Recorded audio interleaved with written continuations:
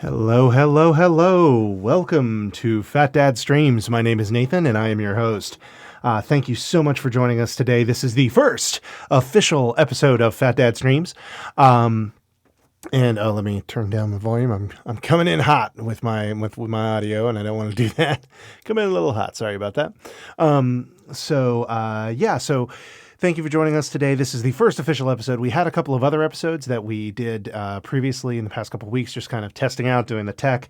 And I'm really glad I did that because a couple of the earlier streams that we did with doing this, one of them in particular, the volume was completely not there. It just didn't exist. It was sad. It was not something that I intended, but it ends up I forgot to open up a program that would have made it so that way the audio was working. And yeah, so that's why we have rehearsals, people. So thank you for joining us today. Today, got a fun thing to show today. We've got this. This is, if you can see, sorry, my light is still working out some of the tech here. Not that helps not at all. But yeah, I don't know if you can see, but this is a pre-release pack. Pre-release pack. I saw this on Card Kingdom, and I thought, you know what? I think this would be a fantastic way to get started with the stream and get everything all straight and ready to go. And yeah, so this is what we're gonna be doing today. I'm gonna put this right. And sorry, we're still getting used to everything, trying to figure out where life is, and all of that. So, but before we get to it, I did just want to take a minute to ask everyone to subscribe to us here on Twitch. Also, check us out on www.thecipnetwork.com. It's the Creativity in Progress Network, also known as the CIP Network. Again, that website is www.thecipnetwork.com. Also, you can check out a lot of different shows. We have a lot of shows on there. The CIP podcast, Creativity in Progress podcast, which is the flagship show of the channel, as well as other shows like The Lunch Break by Stephen G. Wisecarver. We also have Hoodies and Hair Ties with Rachel Couture Hood and Sarah Hood, as well as a couple of future shows that we're doing. Also, we have another stream that we do on Wednesday nights called CIP Behind the Curve, and I'm hoping to get that out with a little bit more regularity. But yeah, so if you go and check out those things, that would be fantastic. That would be really great if you did that. Now, let's go ahead and get to the good stuff. So typically the idea of this channel is going to be, or this show is going to be doing, I realize I'm probably making people nervous by doing this towards me instead of away. I also realize I'm using a very dull pair of scissors. But what it is, it's to open items such as this. Typically, I'm calling the original conceit was the sealed stream, where I would open up 6 packs and build a sealed deck with it, because sealed is my favorite format. In limited is my favorite limited format. I like draft, and pack one pick ones are great for stuff like this. But I thought, instead of doing pack one pick one, how about I do something a little different and build a sealed deck. I do recognize that this is opening a whole bunch of packs that could have been used for an actual sealed game, but frankly, between you and me, don't tell my wife, also known as the Warden, that I probably would have opened these packs anyway. So, it's just like, hey, I'm sharing it with you. At least I'm getting some good use out of it. Okay, so we have taken off the cellophane, and let's slide off this little thing here. Okay, now, I'm going to open this. I'm going to open it away from me, because I do not want to see what the special card is. That's the special card. We're going to flip that over last. I like to savor things. Oh, look. Oh, that's hopefully we didn't see it, because I want to use that. I want to use that code. Maybe I'll give it away. It's a possibility I might give it away. I might give away that code. But for right now, I'm going to set it off to the side. I will definitely use the code for when,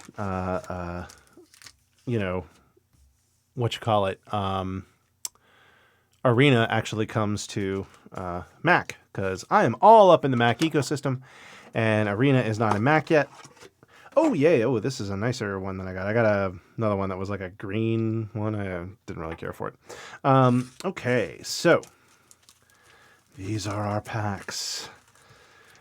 How do we feel? How are we feeling, people? I'd be curious to know how y'all feeling about this. I'm feeling, I don't know. I'm feeling okay. Feeling slightly constipated, but hey, that's a little bit too much information. Okay. What was pretty cool was the other day when I did one of my tests, I opened up a pack and it was a foil Oko. Not foil. I'm sorry, full art Oko in a regular pack, which was like, whoa, cool. So yeah, and we're going to do, since this is the first full episode, we're going to do a full sealed deck. So I'm going to go ahead and put this here so it's like it's on our head. All right, Moonlit Scavenger. And also I'm going to read these too, because I actually think I might put this up on the Fat Dad Scoops podcast feed as well.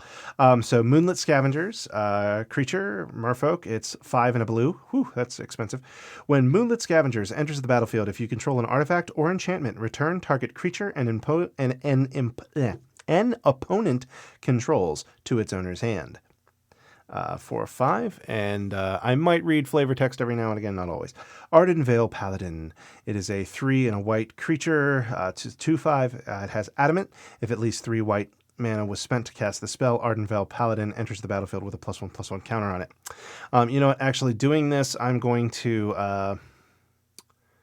actually just going to read the name of the cards, and then when we get to the actual evaluation, I might actually read it, just because we want to get through. We want to get to the building, see what we got, so we can actually get the build. Mistford River Turtle. Yes, I will do this if I can ever learn how to read. Forever Young. It's a sorcery.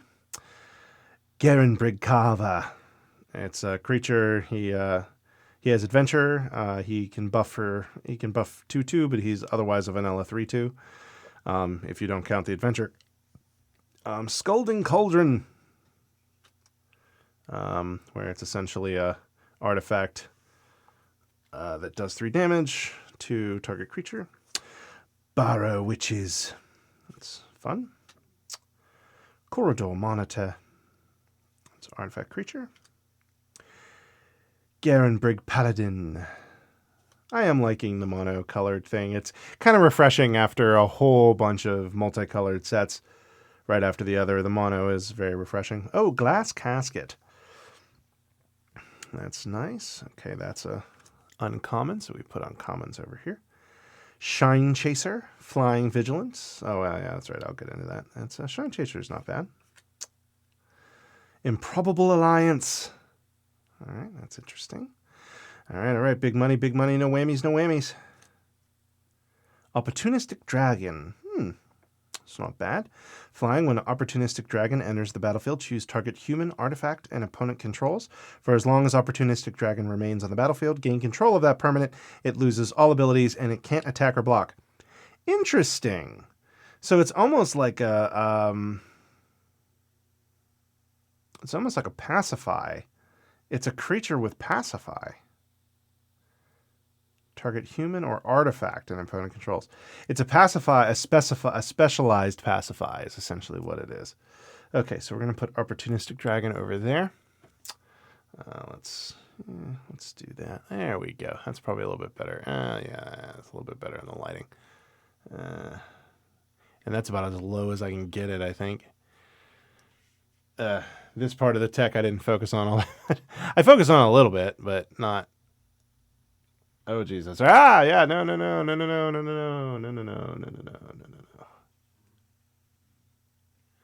Maybe like that. We're doing tests, people. Well, what are you gonna do? Anyway.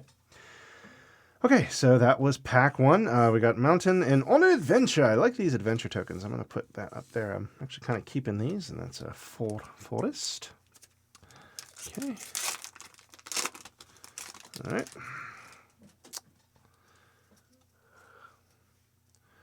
right on her head. Merchant of the Veil. Youthful Knight. Opt. Reaper of the Night. Go through these a little bit faster. Return to Nature. Tall as a Beanstalk. Ventress Paladin. Idyllic Grange. I have these coming out the wazoo. These things are... Lochthwain Gargoyle. This guy, he works all day long. He's a pretty good and limited in my humble opinion. Reeve Soul. Okay, here we go. Steelclaw Lance. Okay. Trying to keep everything all arranged. Sage of the Falls. Oh, we got another red rare. Okay. Sir Alan the Lion's Claw. It's interesting. Big money, no whammies, no whammies. Iron Crag Feet. Well, this is definitely leaning me reddish. Reddish. Oh, another adventure token. Whee! Okay. Let's see. Fairy Guide Mother. I really like the play on that. Runaway Together. Lash of Thorns. Tall as Beanstalk. Barrow Witches. Weapon Rack. Oh, jeez.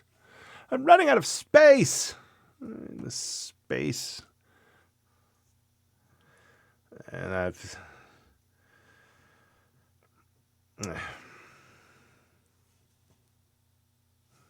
That's a beloved princess. I'll put these. Sorry, while I arrange myself. Oh, I will eventually have this all marked out and figured out and all of that. I rehearsed for the tech. I did not exactly rehearse for the... I could only do so much in terms of that. So, Ventress Paladin. Okay. Hinge Walker. Oakham Ranger. Oh, here we go. Oh, that was a Shambling Suit. Sir Alan. Okay, got another Sir Alan. Interesting. Ooh, Worthy Knight. Not bad, not bad. Looking for a Boros build up in here, apparently. Ooh, I got a Belle of the Brawl. Oh, interesting. Menace. Interesting. That's an interesting card. Ooh, food. Food. All right. I'm really liking this set so far. I'm anxious to get some drafting in on this. I was going to draft this weekend, but I have a feeling that I might have to hold that off. I don't want to keep it there. Witching Well. 7 Dwarfs. Guide Mother. Lash of Thorns. Sorry, trying to do this in such a way that you can see it. Rosethorn Halberd. I'm not like the prof. I haven't done this 40 gazillion times. Can you imagine how many times, like I know he speeds it up for his videos, but sweet Jesus, he does so many card pulls off the pile like this. Garenbrig Squire. Wildwood Tracker. Ardenvale Tactician. Lucky Clover. Tournament Grounds. All right, that's not bad, not bad. Frogify. Good removal right there. All right, big money, no whammies. Castle Embreth. This pack is very red, and we've got a foil. Let's see what we got. Outflank. Yeah, this is a very Boros-y. Boros.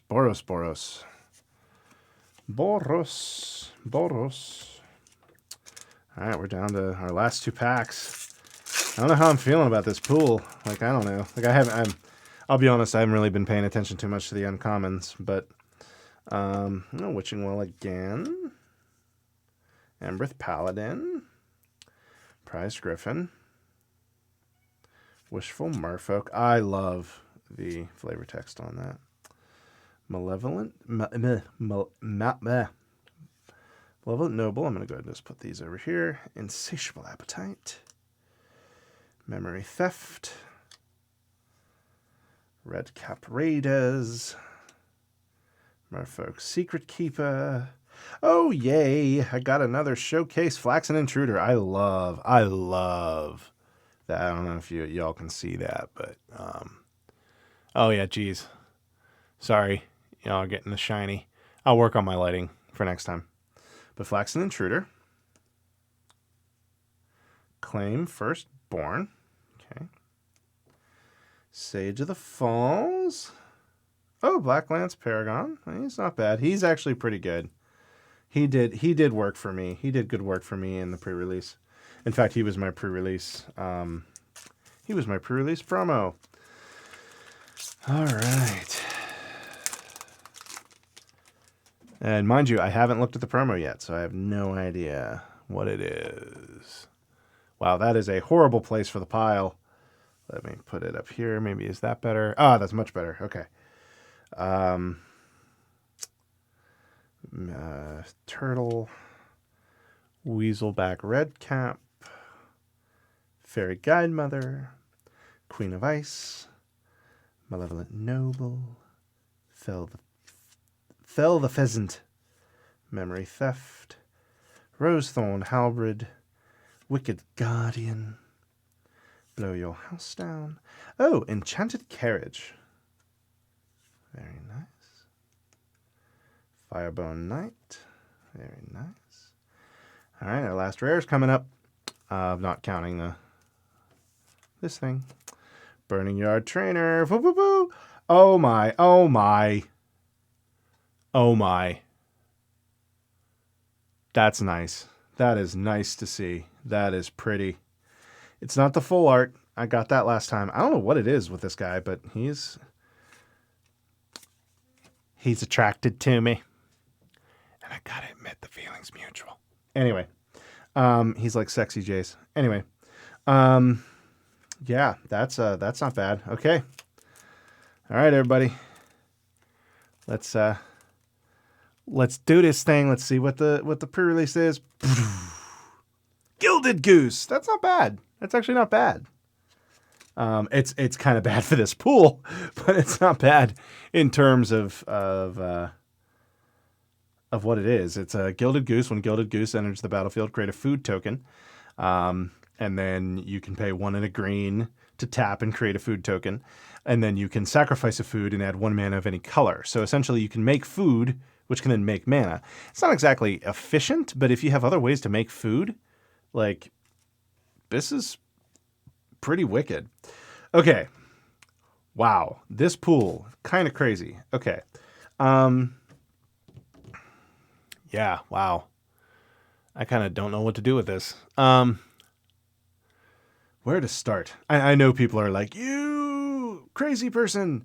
Okay, so we're going to do a quick sort. Okay,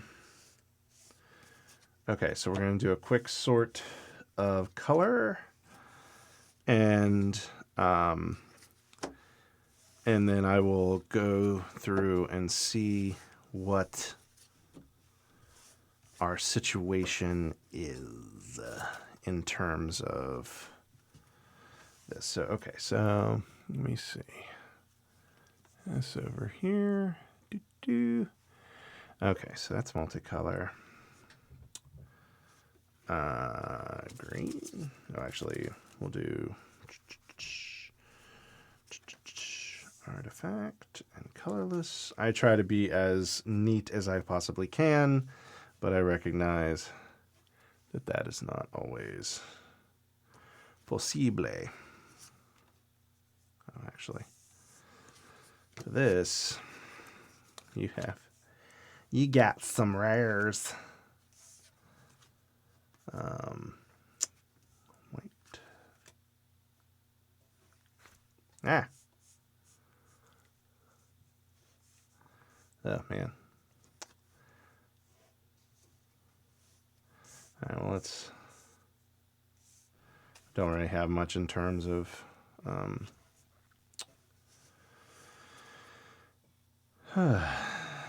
artifacts. Okay, so multicolor, claim the firstborn, flaxen intruder.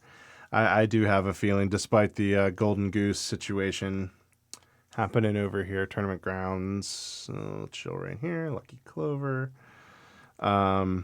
Despite the goose situation over here, there's just not a lot of green kick in. Like, Oko is kind of awesome, but I don't know. I realize that's an artifact, but it's got colors, so I look at that. I look at that before I look at anything else. Because that informs my mana base. Okay, so that is the rares and uncommons. I'm in deep on red and white.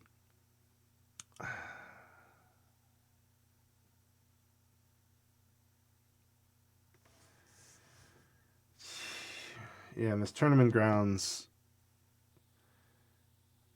potentially could help me. But yeah, this, I'm not seeing, at least right now, I'm not seeing much of a food situation happen here. Potentially Shine Chaser, keep that in maybe. Yeah, this, yeah, no. For these cards, like, these are good if you're going mono, but I don't know. This just doesn't, that's just such a commitment unless you're in both colors. Like, if you're in only one of those colors and you're running multicolor, it's not really a thing. So same thing here. Now, that being said, I'm looking at maybe doing red white, so I might actually keep him. And then Oko, he's gorgeous. He's great. I love him, but I think he's going to go over here. I think he's going to chill over here and deal with that. I will deal with that. Okay, so... Okay, since I got rid of green, I can go ahead and... Fell the pheasant, no. Okay, let's... Sorry, this is the first time I've done this, so I've done sealed before, but usually I'm not talking while I do it. Usually I'm focused on the task. I actually think I'm going to also nuke black, because let me just look at the black that we have, because that wasn't a lot.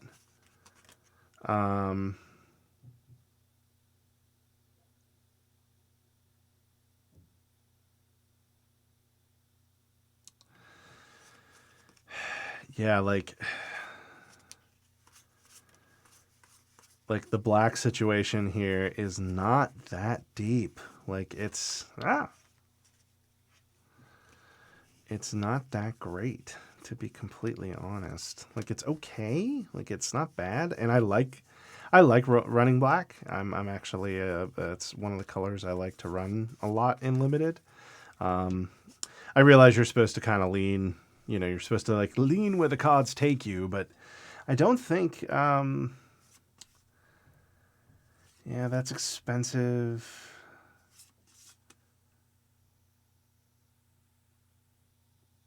That's she's pretty good. He's good, but expensive. I'm sorry, I'm not reading these out. So I was talking about Reaper of the Night. He's a 5 black. Whenever Reaper of Night attacks, if defending player has 2 or fewer cards in hand, it gains flying until end of turn. It also has an adventure on it, Harvest Fear, 3 and a black. It's a sorcery. Target opponent discards 2 cards. He's good because you can get the discard, but that's expensive on both counts though. Reeve Soul, 1 and a black, destroy target creature with power 3 or less. That's good. That's a removal. That's great. But I don't really have enough other, I have Bell of the Brawl, which is 2 and a black. It's a creature for 3/2. It's a 3/2 creature. Human knight. It has menace, and whenever Bell of the Brawl attacks, other knights you control get +1/+0 until end of turn. And then Black Lance Paragon flash. When Black Lance Paragon enters the battlefield, target knight gains death touch and lifelink until end of turn. He's 1 in a black for a 3/1. I'm thinking, so here's what I'm thinking. Because there's some removal here, and because there's a little bit of a night theme, which I'm seeing elsewhere, I might splash black. Yeah, I might splash black. Probably like Sage of the Falls. Whenever Sage of the Falls or another non. Okay, so Sage of the Falls, which is a blue card, 4 and a blue. It's a creature, Merfolk Wizard. Whenever Sage of the Falls or another non-human creature enters the battlefield under your control, you may draw a card. If you do, discard a card. 2/5. Yeah, like really, the Frogify is nice, but I definitely think I'm nuking blue. I've nuked green, just because. Witching Well, when Witching Well enters the battlefield, scry 2, which is nice. Queen of Ice is nice, but Wishful Merfolk, 1 in a blue. It's Defender. You can pay 1 in a blue. Wishful Merfolk loses Defender and becomes a human until end of turn. She's 3/2. And I love the flavor text. She yearned to walk on dry land, so she might take her vengeance there. Love it. Love it. Love it. That was a great creative flavor thing there.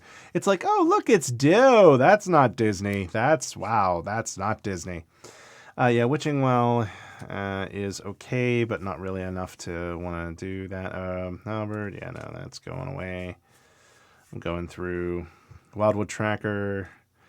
It's green. It's creature, elf warrior. It's a 1/1.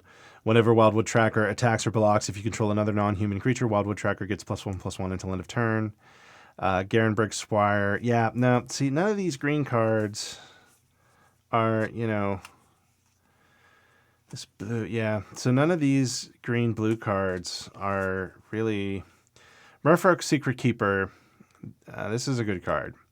It's a Merfolk Secret Keeper. It's blue for a 0/4. It's creature, Merfolk Wizard. That's vanilla, except for the fact that it does have an adventure, Venture Deeper, which also is just a blue. It's a sorcery. Target player puts the top 4 cards of their library into their graveyard, which is nice. It does a lot of stuff. Insatiable Appetite, Tells Beanstalk, Run Away Together. This is a good card. But Tall's being Return to Nature, Opt, which is always great. I love me some Opt, but Corridor Monitor.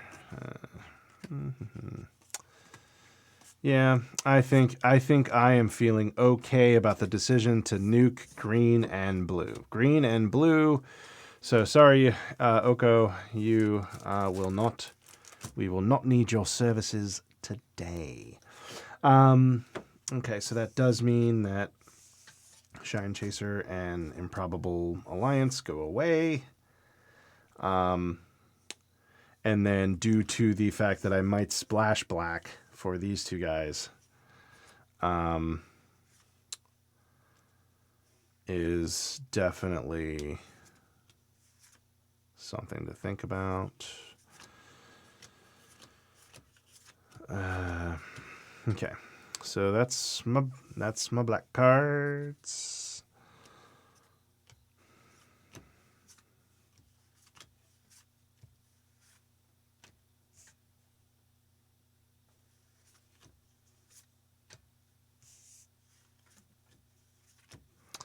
Wow, got myself a lot of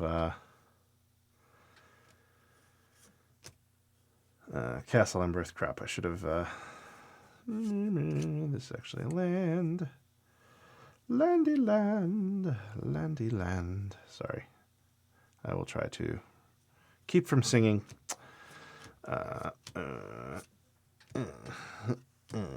Yeah, I think this was a good choice. So, and like, really, the top of the curve is, I've got some stuff. Okay, so right off the bat, I'm obviously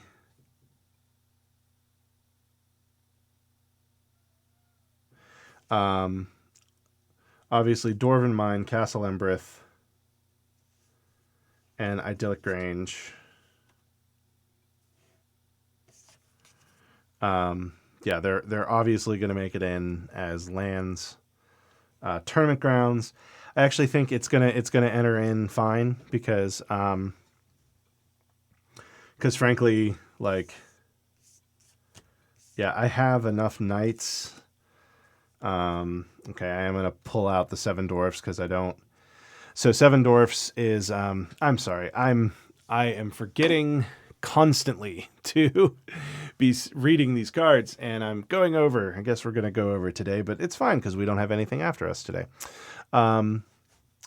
So I'm nuking 7 dwarfs. It's a 1 and a red for a 2/2 red creature, which is a dwarf. 7 dwarfs gets +1/+1 for each other creature named 7 dwarfs you control. A deck can have up to 7 cards named 7 dwarfs. I'm actually not, because a 2/2 for 2 is okay, but he doesn't get the boost. So because I don't have any other 7 dwarfs, so he goes bye bye.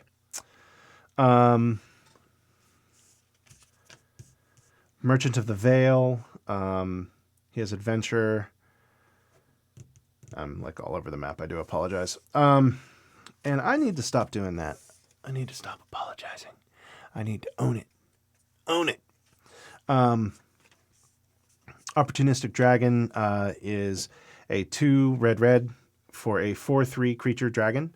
Flying, when Opportunistic Dragon enters the battlefield, choose target human or artifact an opponent controls. For as long as Opportunistic Dragon remains on the battlefield, gain control of that permanent. It loses all abilities and it can't attack or block. So it's essentially a, what was that, Hieromancer's Cage, I think what it is, but for only humans and artifacts, stapled to a creature, which isn't bad. So it's so that's kind of nice. Ironcrag Feet, which is 1 red for a sorcery. Add 7 mountain red mana. You can cast only 1 more spell this turn. I actually think I'm going to nuke that because that's red. Don't really need it. Put it in my sideboard, but because I look at all my cards. I don't have any massive drops here. Like my most expensive card on the board here, 5.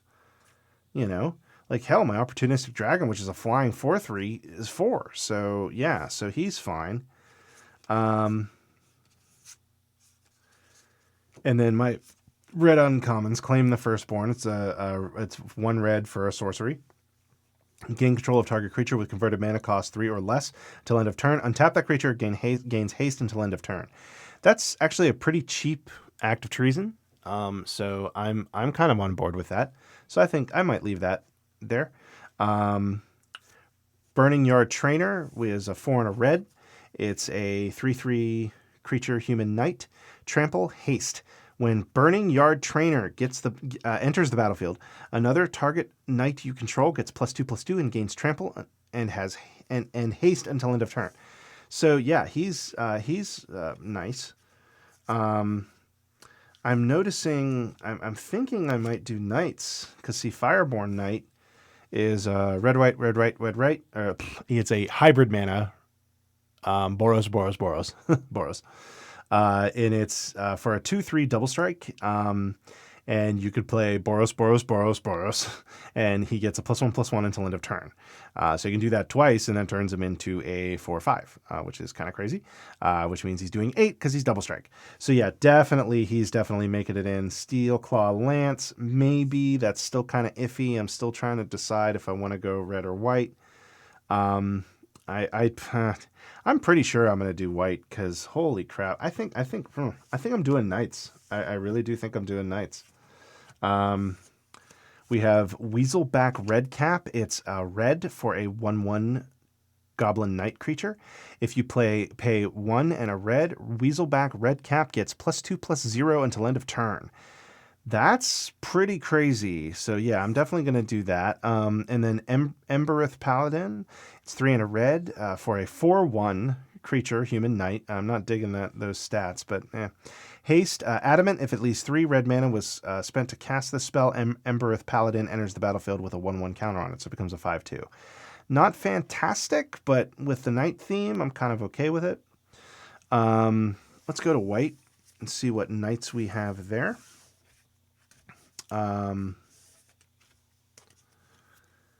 These are not knights. Merchant in the Veil, he still might make the cut because he gets that, but let's start with Worthy Knight. Okay. Whenever you cast a knight, create a 1/1 human creature token. So that's pretty good. Poop out humans. I'm totally on board with that. Okay, and he's a 1 and a white for a 2/2 human knight creature. Whenever you cast a night spell, create a 1/1 white human creature token. Pretty nice. I'm kind of down with that. And then Sir Alan, the Lion's Claw. He's a 3 white legendary creature, human knight. First strike. Whenever Sir Alan, the Lion's Claw, attacks other creatures you control, get +1/+1 until end of turn. Yes, please. I've got 2 of him, so I don't know if both will make it into the deck. Glass Casket. It's 1 and a white for a white artifact. When Glass Casket enters the battlefield, exile target creature an opponent controls with converted mana cost 3 or less until Glass Casket leaves the battlefield. That's removal. That's staying in all day long. Now let's see if we can find some knights. I am probably I've got a little bit of adventure. I'm feeling a little adventurous today. Fairy Guidemother. She's just great. Okay, Ardenvale Tactician, creature. It's a 1 white for a 2/3 creature human knight with flying. It also has Adventure, 1 and a white for Dizzying Swoop, which is an instant tap up to 2 target creatures. Yeah, that's staying in all day long. Here's more removal. Outflank. It's a white for an instant. Outflank deals damage to target attacking or blocking creature equal to the number of creatures you control. Yeah, that's removal right there. Beloved Princess, maybe. Prized Griffin, maybe. Youthful Knight, 1 and a white for a 2/1 first strike. Not bad. Ardenvale Paladin, Human Knight, Adamant if 3 white mana was spent. He's a 3 and a white for a 2/5 Human Knight creature. I'll get the hang of this eventually, people. Adamant if at least 3 white mana was spent to cast this spell, Ardenvale Paladin enters the battlefield with a +1/+1 counter on it. That actually might be going away. I need to do my curve, which I will do when we are done, but I'm going to put this over here with my maybe Beloved Princess, maybe, but I frankly think I'd rather put in a Fairy Guidemother or 2 instead. Okay, so let's look at black. So what do we got here? We've got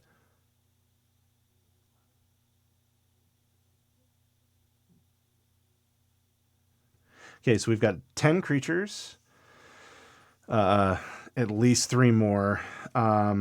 Reeve Soul, Destroy Target Creature. Reaper of the Night. He's I don't think he's worth it, frankly.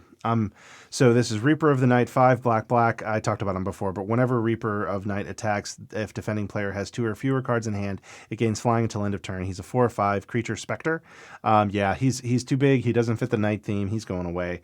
Wicked Guardian, yeah. Malevolent Noble, no. Human Warlock. I might just be splashing for those 2.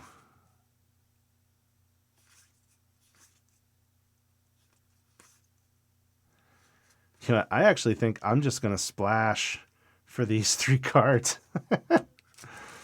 Like, very teeny tiny splash, but really, it fits the night theme. I need a couple more creatures. I don't like the Adamant. Don't really need the Adamant. So Belle of the Brawl, which I talked about before, is a 2 and a black for a 3/2 human knight creature. She has Menace. Whenever Belle of the Brawl attacks, other knights you control get +1/+0 until end of turn. That's nice. And then Black Lance Paragon, he's 1 and a black. And he's a 3/1 human knight creature with flash. When Black Lance Paragon enters the battlefield, target knight gains death touch and lifelink until end of turn. He's great even just for a combat trick. I hate to use him just does a combat trick, but he's pretty good at that. And then Reeve Soul, which is 1 and a black, destroy target creature with power 3 or less. That's just a removal. We need removal all day long. Black Lance. So I'm sorry. Steel Claw Lance is black and a red for a hybrid, or for a gold, essentially, artifact. Equip creature gets +2/+2. Equip a knight for 1. Equip just generally for 3. So literally, like, what is it? 2, maybe 3 4 cards would not be able to be equipped easily. But Lochthwain I like because he just has a good butt. Lochthwain Gargoyle is 1 generic for an artifact creature gargoyle, 0/3. You can pay for, and Lochthwain Gargoyle gets +2/+0 and gains flying until end of turn. That's nice because if you can get him out of the board quick, and then later on in the game you can pay, he can block pretty well, and then later on in the game he can do some work. So he's pretty good. Not going to do Enchanted Carriage. Lucky Clover, it's 2 for an artifact, 2 generic for an artifact. Whenever you cast an adventure, instant, or sorcery spell, copy it. You may choose new targets for the copy. I don't have a lot of instants and sorceries, and I have a couple of adventures. This is a maybe. Probably not going to happen. Scalding Cauldron, yeah, no, that's maybe later. Scalding Cauldron, sorry. Scalding Cauldron is 1 generic for an artifact. You can pay 3 generic and tap it and sacrifice it, and it'll deal 3 damage to target creature. It's kind of like removal, but it's freaking expensive removal. It's 4 for 3 damage, which isn't ideal. Shambling Suit is 3 generic for a star/3 artifact creature construct. Shambling Suit's power is equal to the number of artifacts and/or enchantments you control. Yeah, not really needing that. Weapons Rack, 4 generic. Weapons Rack enters the battlefield with 3 +1/+1 counters on it. Tap it and move a +1/+1 counter from Weapons Rack onto target creature. Activate this ability only anytime you can cast a sorcery. So that's not bad. That's, and then Hengewalker, did I talk about Hengewalker? Oh, no, I didn't. It's 3 generic for a 2/2 artifact creature golem. It's adamant if at least 3 mana of the same color was spent to cast the spell. Hengewalker enters the battlefield with a +1/+1 counter on it. That's way too expensive for way little bit of a payoff. All right, so this is our maybe zone. That's land, so I don't need to worry about it. This is more maybe zone. Okay, Lochthwain. 2, 3, 4. Weaselback Redcap. It's 1 red. Oh, I think I already talked about that one. 4. Okay. Okay. This is Burning Yard Trainer. Oh yes, I forgot. This is creatures up here. Sorcery's instance down here.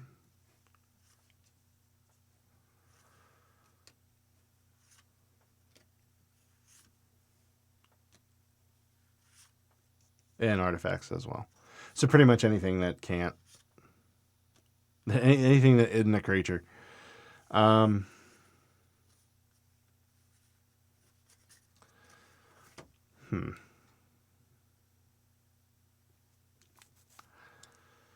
So 13.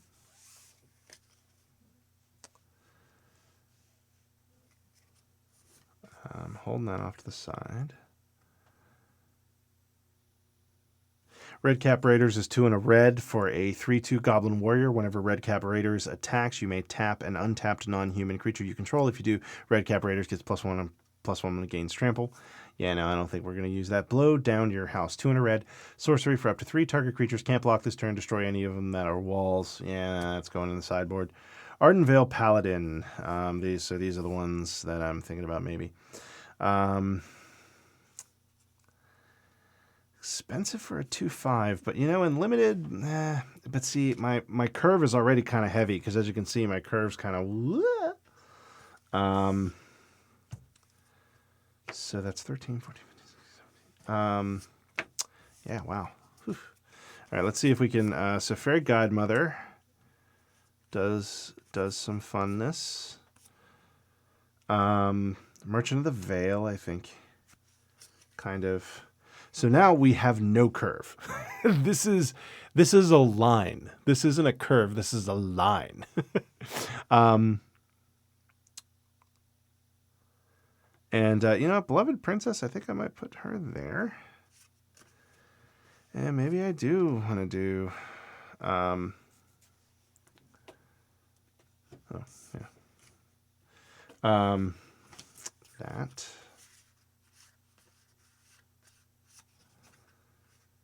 Yeah, no. Don't really think I need this.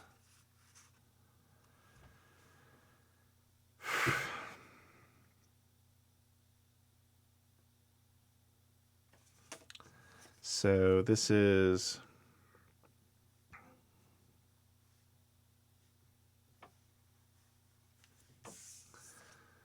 2.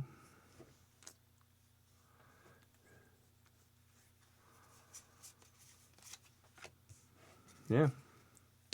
So I think this is what we've got. So what we've done is put together a 3. Actually, it's a white, red, splashing black. We've got a kind of a curve. So if we put everything together, it's kind of a swoopy, it's like any of you from the Pittsburgh area would know this is like the Jackrabbit. It's if you lifted it up, it's like, anyway. So this deck is pretty much running pretty low to the ground in terms of converted mana cost. You've got Lochthwain Gargoyle, which is a good blocker early game, which is nice. Weaselback Redcap, good early game because you get a 1/1 for 1 out on the board pretty quick, which you can beef up later. If you get him later in the game, you can beef him up with a lot of mana. So he's pretty versatile in that way. Fairy Godmother is nice because if you get her early, you can potentially get in for a lot of damage using the adventure that she has. Fairy Godmother is a white for a 1/1 creature fairy, and she has flying. But she also has Gift of the Fae, which is an adventure attached to her, which is 1 and a white. Target creature gets +2/+1 and gains flying until end of turn. So like for example, like turn one, I drop a Weaselback or a Lochthwain. Probably Weaselback would be the better example. Drop that. Turn 2, cast Gift of the Fae. Turn him into a 3/2 flyer. Smash face, and then turn 3, play her and Youthful Knight, and yay, like that would be an ideal turn 1 for this.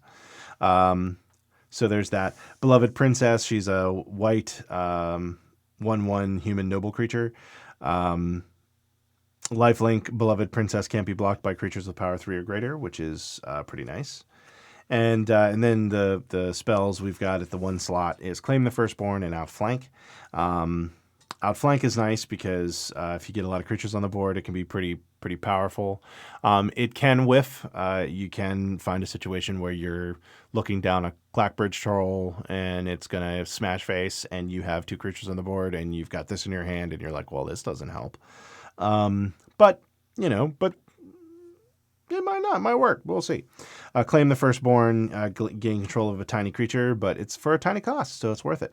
In the 2 slot, we've got Blacklands Paladin, or Blacklands Paragon, which is the flasher, 3/1 flasher, who gives lifelink and death touch to a knight, which he can target himself too, which is nice.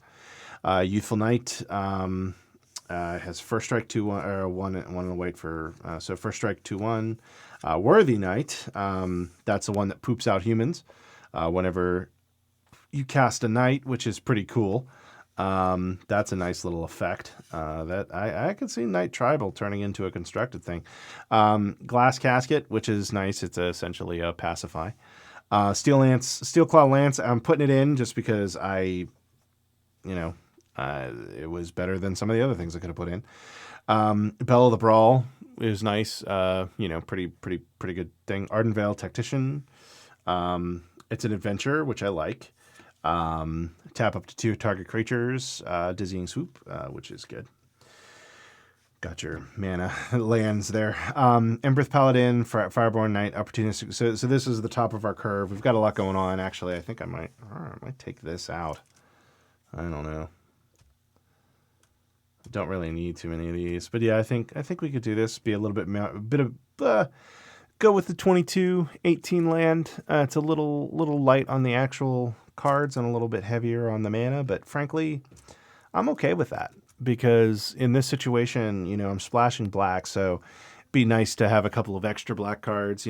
At this setup, I believe I would probably do.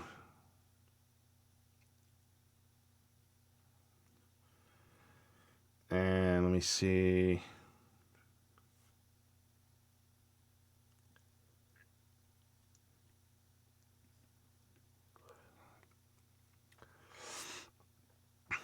Yeah, I'd probably do 3 black.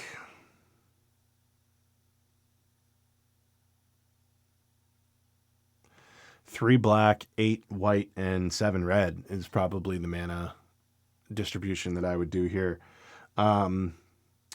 Frankly, Tournament Grounds handles one of those, so I'd probably have to twitch it a little bit. But yeah, Tournament Grounds actually helps all day long right here because it's this fits right in white, red, black. So that's nice. This covers all of that. So I still probably would put 3 black in just to be safe. And then split, so that'd be 14, 9 and 6, maybe. Maybe not that much. 8 and yeah. I don't know how I'd do it. We'll see. I'm still learning. So that's pretty much our show for today. Gonna work out the kinks a little bit on this in putting together a show. I'm gonna go ahead and review the video and see things that I can do better. This is a work in progress, people. Like creativity in progress. This is creativity in progress, which is the name of our setup, which is the name of our show, and the name of our network, which is kind of our thing. So, but yeah, I've got some great polls. I'm extremely happy with the Oko. I got a full art Oko a couple of previous stream, and I got an Oko this time, which was kind of nice. Oko Thief of Crowns. For those of you who don't know this card, it's Oko Thief of Crowns. It's 1, a green and a blue for a legendary planeswalker, Oko. He comes in with 4 loyalty. He goes up 2 to create a food token.